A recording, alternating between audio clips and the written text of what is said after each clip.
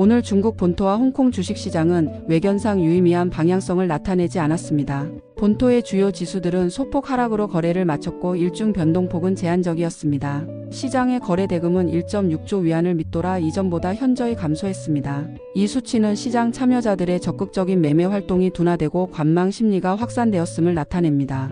홍콩 증시 또한 유사한 흐름을 보였으나 지수 하락폭은 더 컸습니다. 항생지수와 기술주 중심의 항생테크 지수 모두 하락했으며 주간 단위로 상당한 누적 하락률을 기록했습니다. 이는 단기 투자 심리가 위축된 상태임을 반영합니다. 홍콩 시장의 거래 대금 또한 낮은 수준에 머물러 자금 유입 강도가 약화되었음을 객관적 데이터로 확인할 수 있었습니다. 시장의 표면적 지표만 보면 양대 시장은 뚜렷한 상승 동력이 없는 가운데 단기 조정 국면에 있는 것으로 해석될 수 있습니다. 하지만 시장 내부의 자금 흐름과 개별 업종의 움직임을 분석하면 표면적 현상과는 다른 복잡하고 구조적인 자산 재분배가 진행되고 있었음을 알 수 있습니다. 본토 시장에서는 지수 하락에도 불구하고 상승한 종목의 수가 3,300개를 상회했고 소형주 중심의 지수는 장중 2%에 근접하는 상승률을 기록해 거시 지수의 흐름과 큰 괴리를 보였습니다. 이는 시장의 총 유동성이 감소하는 환경에서도 특정 조건을 충족하는 업종으로 자금이 선택적으로 집중되었음을 의미합니다.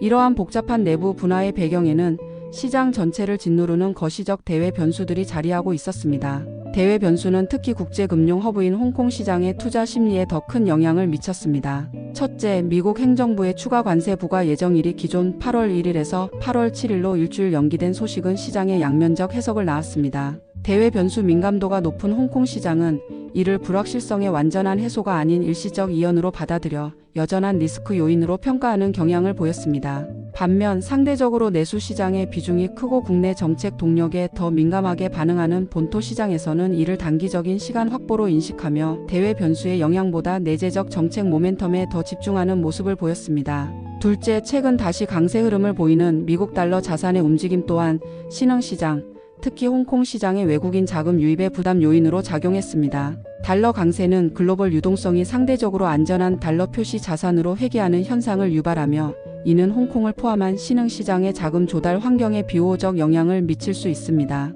이처럼 해결되지 않은 무역 갈등과 글로벌 유동성 변화라는 비호적인 대외 환경 속에서 시장의 자금은 외부의 불확실성을 회피하고 명확한 내부 동력을 찾아 움직였습니다. 그 핵심에는 정부의 산업 정책이 있었습니다. 정부의 산업 정책 방향은 자금 흐름을 결정하는 가장 중요한 요인으로 작용했으며 그 결과 물류, 태양광, 제약 업종 등에서는 자금 유입이, 미디어, AI, 하드웨어, 가상자산 업종 등에서는 자금 유출이 뚜렷하게 나타났습니다. 먼저 산업 내 비효율적 출혈 경쟁을 억제하고 질적 성장을 유도하는 반내권 정책 기조는 물류 업종의 가치 평가에 직접적인 영향을 주었습니다. 중국 택배 업종은 수년간 외형적으로 급성장했으나 그 이면에는 극심한 단가 경쟁이라는 구조적 문제가 존재했습니다. 이 문제는 기업의 수익성을 저해하고 서비스 품질 저하와 종사자, 근로 환경 악화 같은 부정적 외부 효과를 낳았습니다. 이러한 배경에서 주무부처인 중국 우정국이 업계 관계자들을 소집해 출혈 경쟁의 자제를 요구하고 불합리한 요금 체계 점검을 예고한 것은 중요한 정책적 변곡점이었습니다.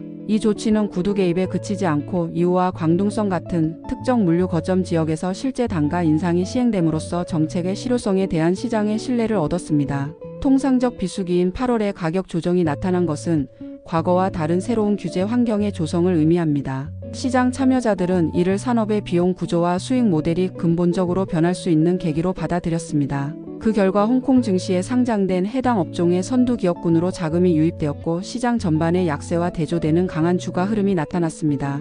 투자자들은 가격 경쟁 시대가 끝나고 서비스와 가치 중심의 경쟁이 시작될 가능성에 선제적으로 대응한 것입니다. 정책 변수가 촉발한 산업 구조 재편 기대감은 태양광 업종에서도 명확히 확인되었습니다. 장기간 공급과잉과 제품 단가 하락으로 투자 매력도가 낮았던 태양광 산업은 양대 시장에서 중요한 변화를 보였습니다. 태양광 산업의 재평가는 복합적 요인들이 동시에 작용하며 나타났습니다. 첫 번째 촉매제는 중국 공신부가 발표한 다결정 실리콘 산업 에너지 효율 점검 계획이었습니다. 이 계획은 일정 수준의 에너지 효율 기준을 만족시키지 못하는 노후 생산 설비의 퇴출을 유도하겠다는 명확한 정책 신호를 시장에 보냈습니다. 이는 무분별한 설비 증설 경쟁이 끝나고 기술력과 원가, 경쟁력을 갖춘 소수기업 위주로 시장이 재편될 수 있음을 시사했습니다. 투자자들은 이를 공급 측면의 구조 조정이 본격화되는 신호로 해석했습니다. 두 번째 요인은 데이터 확인입니다. 국제에너지기구가 발표한 상반기 중국 내 태양광 발전 설비 신규 설치량 데이터는 시장 예상치를 상회하며 산업의 근본적 수요가 견고하다는 사실을 입증했습니다. 이는 정책적 기대가 실질 수요 데이터로 뒷받침되었음을 뜻합니다. 세 번째 요인은 실적 개선입니다. 선두 장비 제조업체가 긍정적 실적 전망을 공시하면서 산업 내 기업들의 수익성이 실제로 개선되고 있다는 미시적 증거가 더해졌습니다. 이처럼 정책의 공급 조절, 데이터로 수요 확인, 실적의 수익성 개선 이 세 가지 긍정적 요인이 동시에 발생하면서 장기간 소외되었던 태양광 업종으로 자금이 강력하게 유입되었습니다. 특히 시장 전체 거래 대금이 감소하는 국면에서 태양광 업종으로 거래가 집중된 현상은 해당 업종에 대한 시장의 확신이 강화되고 있음을 보여주는 명백한 증거입니다. 이 흐름은 본토 시장의 관련 장비 업종을 중심으로 시작되었고 물류,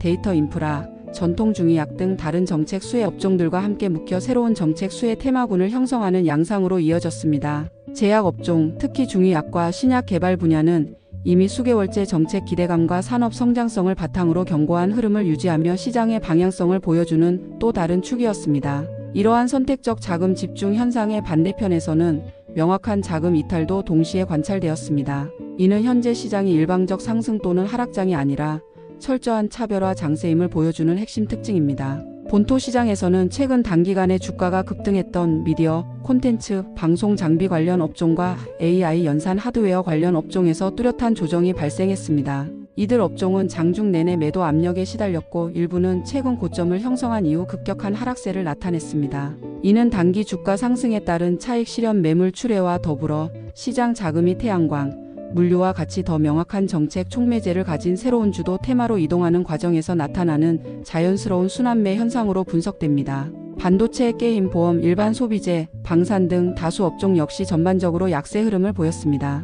이는 시장 내에서 성장성과 정책 지원의 명확성에 따라 자산 선호도가 극명하게 나뉘고 있음을 보여줍니다. 홍콩 시장에서는 가상자산 업종이 정책 변수의 부정적 영향을 직접적으로 받았습니다. 이날부터 공식 시행된 홍콩 스테이블코인 규제 조례는 산업의 제도권 편입이라는 긍정적 측면이 있지만 단기적으로는 해당 산업에 상당한 불확실성을 주었습니다. 이 조례는 스테이블코인 발행 주체에게 엄격한 인허가 기준, 고객 자산 분리 보관, 충분한 상환 준비금 확보, 정교한 자금 세탁 방지 시스템 구축 등 높은 수준의 규제 준수 의무를 부과합니다. 이는 기존 사업자들에게 상당한 규제 비용과 높은 진입 장벽으로 작용할 수 있어 단기 수익성 악화 요인이 될 수 있습니다. 시장은 이러한 규제 리스크를 선반영하여 관련 자산군에 대해 부정적 평가를 내렸고 이는 해당 자산군의 가치 급락으로 이어졌습니다. 이는 현재 시장이 단순 테마나 기대감뿐 아니라 개별 산업의 펀더멘털, 즉 실적과 재무구조 또한 중요한 자산 배분 기준으로 삼고 있음을 의미합니다. 이처럼 시장의 차별화가 진행되는 가운데 다른 주요 국내 정책들 역시 향후 시장의 방향성에 영향을 미칠 중요한 변수로 존재합니다. 중국 국가발전개혁위원회가 지속 추진하는 소비재 교체 지원 정책은 시장 저변의 꾸준한 정책 동력 중 하나입니다. 이미 수차례에 걸쳐 상당 규모의 예산이 지방정부로 배정되었고 연내 추가 자금 집행이 예정되어 있습니다. 이는 자동차, 가전 등 내구 소비재 및 관련 부품, 소재 산업 전반에 걸쳐 꾸준한 수요를 창출하고 관련 산업의 재편을 촉진하는 요인으로 작용할 수 있습니다. 상하이시가 발표한 차세대 컴퓨팅 센터 구축 계획 역시 주목할 필요가 있습니다. 2025년까지 다수 대규모 클라우드 및 AI 인프라 센터를 신규 건설하고 총 연산 처리 능력을 대폭 확대한다는 계획은 장기적 관점에서 AI 관련 산업의 인프라 수요를 뒷받침하는 강력한 근거가 됩니다. 비록 관련 AI 하드웨어 업종이 단기 조정을 받았지만 이러한 대규모 인프라 투자 계획의 존재는 해당 산업의 장기 성장 잠재력이 훼손되지 않았음을 시사합니다.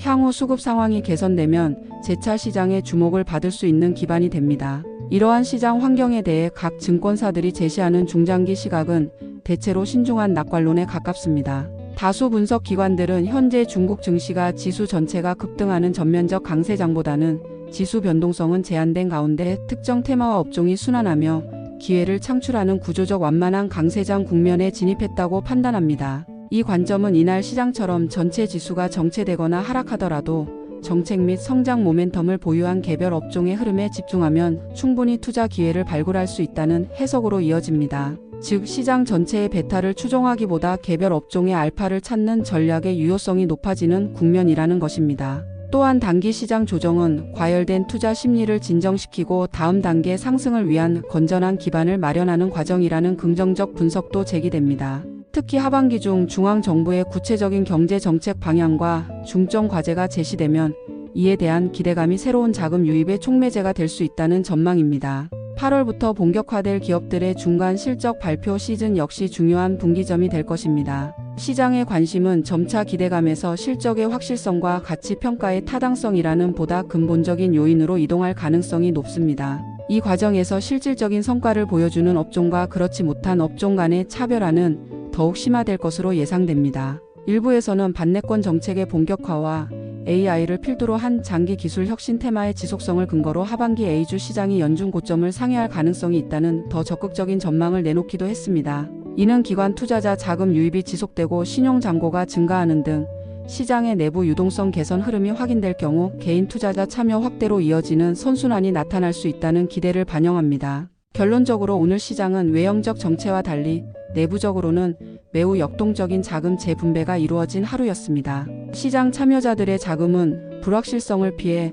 무작정 이탈하기보다 명확한 정책적 지원이 있거나 중장기 실적 개선의 가시성이 높은 영역을 선별해 이동하는 모습을 보였습니다. 선택과 배제라는 키워드가 시장 전체를 지배했으며 이 차별화 과정 속에서 오히려 향후 시장을 주도할 중기 전략의 단서들이 드러나기 시작했습니다. 따라서 현재 국면에서는 거시 지수 등락에 집중하기보다 시장 내부에서 움직이는 자금의 구체적 방향성을 추적해야 합니다. 또한 단발적 뉴스에 반응하기보다 그 뉴스가 만들어내는 흐름의 강도와 지속성을 분석하는 것이 더 중요한 투자 전략이 될 것입니다.